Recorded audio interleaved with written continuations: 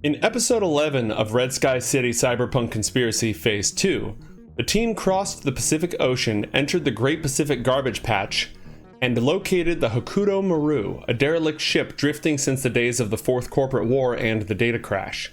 A massive cargo ship over 300 meters long and 30 meters above the waterline, the Hokuto Maru once belonged to Hitachi Shipping, a shell company owned by Hanako Arasaka.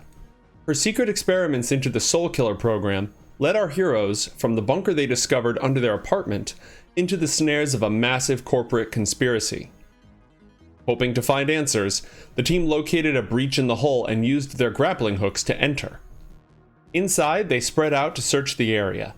Their footsteps echoed in the metal skeleton of a ship left alone to the ravages of salt air and massive waves for decades.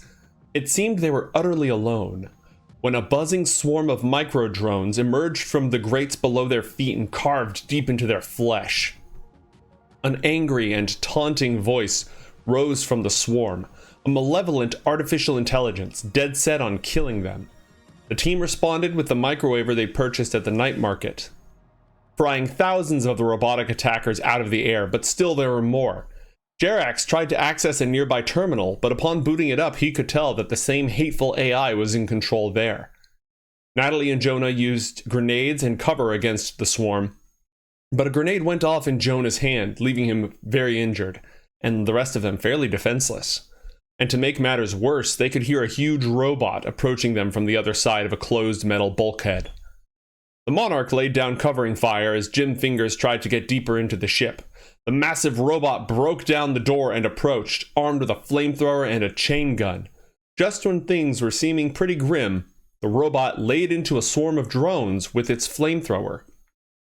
In Japanese at first and then English, the robot told them to make haste and get to the garden. The RFID tags they brought fooled it into thinking that they were Hitachi Shipping employees, and friendly for now. While they don't know what the garden is, Jerax has determined that there are two places where an AI could be lurking. The control tower of the ship, where the crew and control systems are, or the bowels of the engine room, where massive computer systems control the engine and navigation.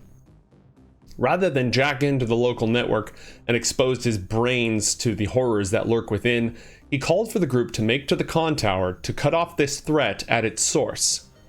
As they broke away from the relentless swarm of flesh-carving micro-drones, they stumbled upon a barracks for human security guards. Eerily quiet and sealed off from the elements, the barracks was empty of any personal belongings. Each bunk had a single artificial white flower placed gently on the pillow. The only message left behind was a haiku. The world is burning. We gather to the garden. Solace together.